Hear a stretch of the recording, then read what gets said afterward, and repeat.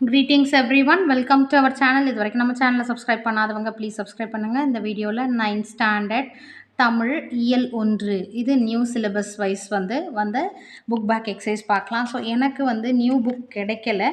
So till that நான் ஆன்சர்ஸை அப்படியே கைடில் நான் இது பண்ணுறேன். நீங்கள் கிளாஸ் ஒர்க் நோட்டில் எழுதுறதோ இல்லை ரஃப் நோட்டில் எழுதுறதோ ஃபாலோ பண்ணிக்கோங்க. இதில் பார்த்தீங்கன்னா தமிழ் விடு தூது, திராவிட மொழி குடும்பம், தமிழ் ஓவியம், 6ஆம் திணை, எழுத்து அளபெடை. ஸோ இதில் ஃபஸ்ட்டு பலவுள் தெரிக, திணை, பால், எண் ஆகியவற்றை உணர்த்தும் பால் காட்டும் விகுதிகள் இல்லாத திராவிட மொழி எது? ஆன்சர் பார்த்தீங்கன்னா இ ஆப்ஷன் மலையாளம். தமிழ் விடு தூது என்ற இலக்கிய வகையை சேர்ந்தது. அதோட ஆன்சர் பார்த்தீங்கன்னா சிற்றிலக்கியம். பின்வருவனவற்றில் அளபெடை இடம்பெறாத தொடர் எது?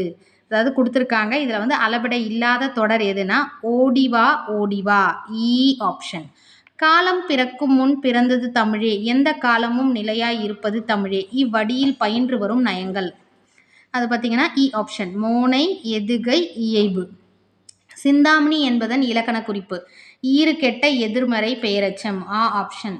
ஸோ இது பலவுள் தெரிக முடித்த பிறகு குருவினா பார்த்தீங்கன்னா நீங்கள் பேசும் மொழி எந்த மொழி குடும்பத்தை சேர்ந்தது?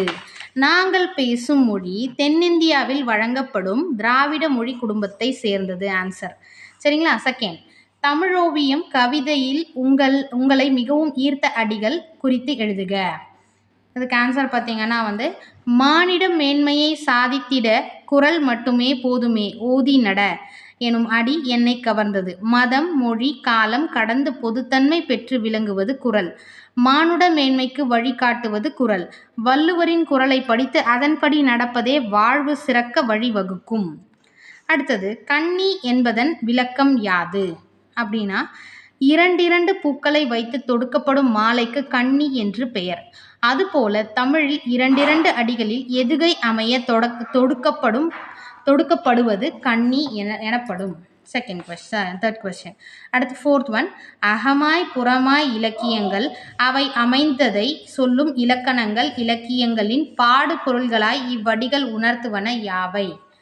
ஆன்சர் பார்த்தீங்கன்னா இலக்கியங்களின் பாடுபொருளாய் அமைவன காதலும் வீரமும். காதல் என்பது அகம், வீரம் என்பது புறம். தமிழ் இலக்கண முன்னோடிகள் இத்தகைய அகம், புறம் ஆகியவற்றையும் பொருள் இலக்கணமாக விளக்கினர்.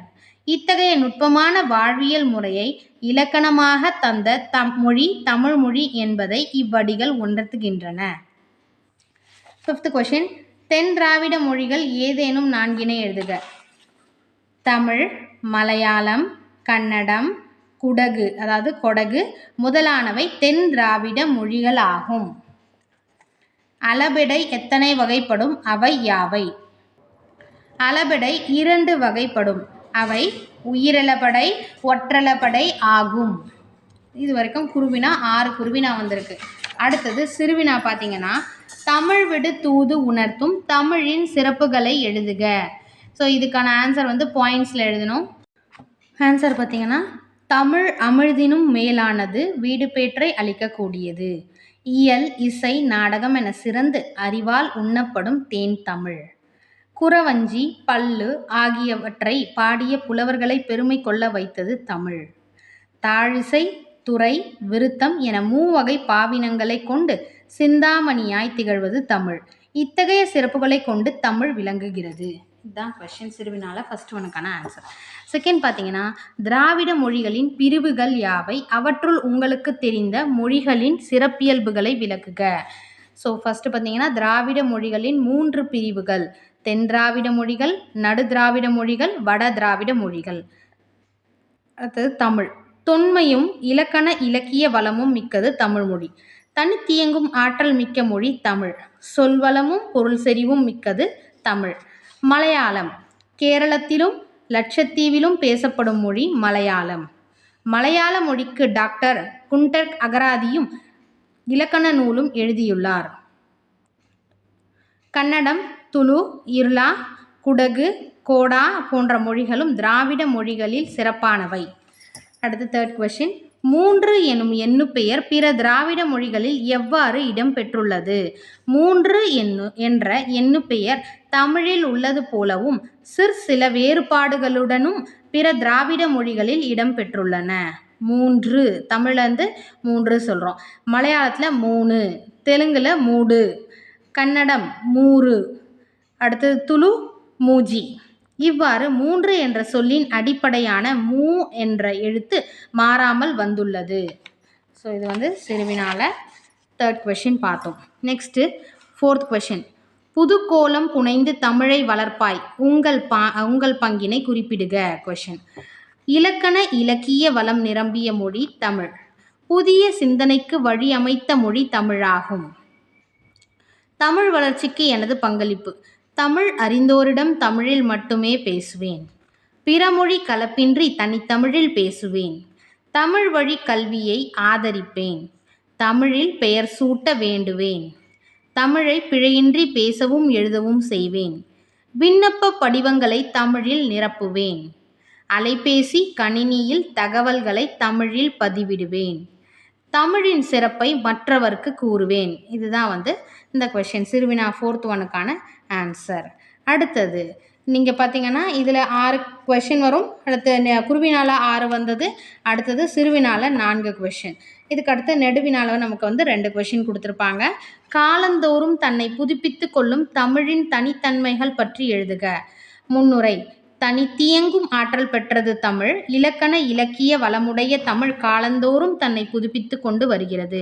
அதன் தன்மைகளை பின்வருமாறு காண்போம். தமிழின் தனித்தன்மைகள். தமிழ் மொழி மிகவும் தொன்மை வாய்ந்தது. தனக்கென இலக்கண இலக்கிய வளங்களை கொண்டது. காலத்திற்கேற்ப புதிய புதிய கண்டுபிடிப்புகளுக்கும் இனிய தமிழ் சொற்கள் உருவாக்கப்படுகின்றன.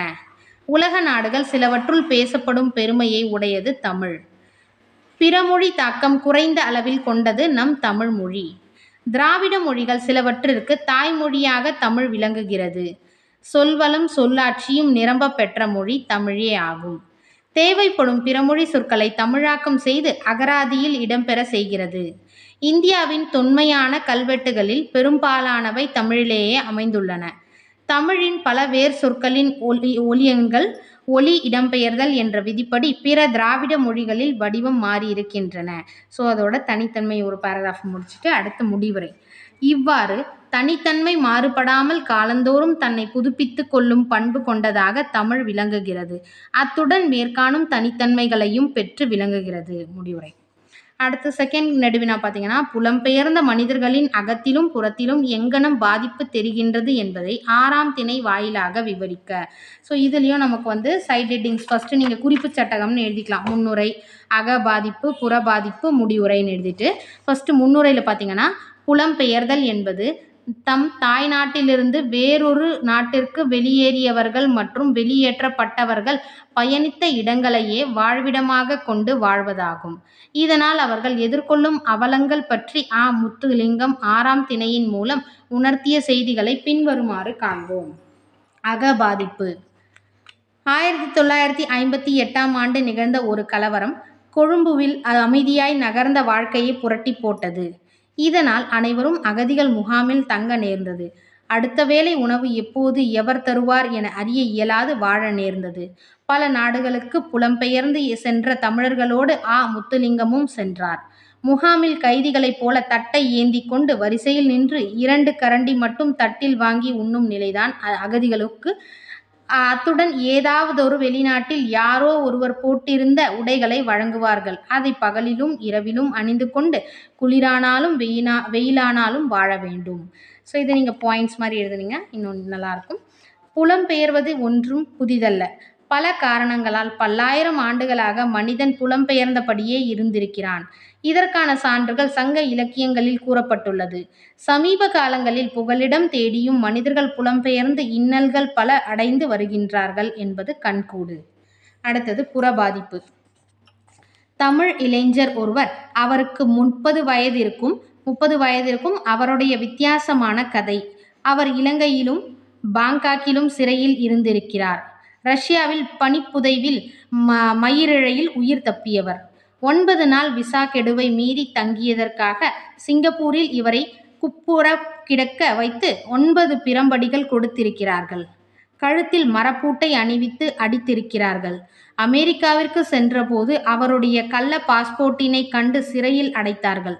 சிறையிலிருந்து வெளியில் வந்த பிறகு கனடாவுக்கு வந்து சேர்ந்துள்ளார். அங்கு அவர் வேலை தேடி அலைந்துள்ளார். பல நிறுவனங்களில் ஏறி இறங்கிய பின்பு கனரக வாகனம் ஓட்டும் ஓட்டுநராகவும் பணிவாய்ப்பை பெற்றார். ஆனாலும் அவருக்கு அங்கு வேலை நிரந்தரமாக இருக்குமா, நம்மை நாட்டை விட்டு வெளியேறச் சொல்லி விடுவார்களா என பல கேள்விகள் தோன்றியது. காரணம், அகதியாக வாழ்வதன் வலி. முடிவுரை: தமிழர்கள் 8 கோடி பேர் உலகம் முழுவதும் இருக்கிறார்கள். நியூசிலாந்திலிருந்து அலாஸ்கா வரை பறந்து போய் புலம்பெயர் தமிழர்கள் 10 லட்சம் பேர் வாழ்கிறார்கள். கனடாவில் மட்டும் 3 லட்சம் தமிழர்கள் என்று கணக்கெடுப்பு சொல்கிறது. ஒரு காலத்தில் பிரித்தானிய அரசை சூரியன் மறையாத அரசு என்று அழைத்தார்கள். இப்போதோ சூரியன் மறையாத தமிழ்ப்புலம் என்று சொல்கிறார்கள்.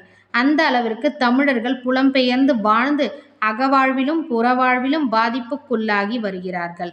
ஸோ இதுதான் நெடுவினா. இதை நீங்கள் பேராகிராஃப் மாதிரியும் எழுதலாம், இல்லை பாயிண்ட்ஸ் மாதிரியும் எழுதலாம்.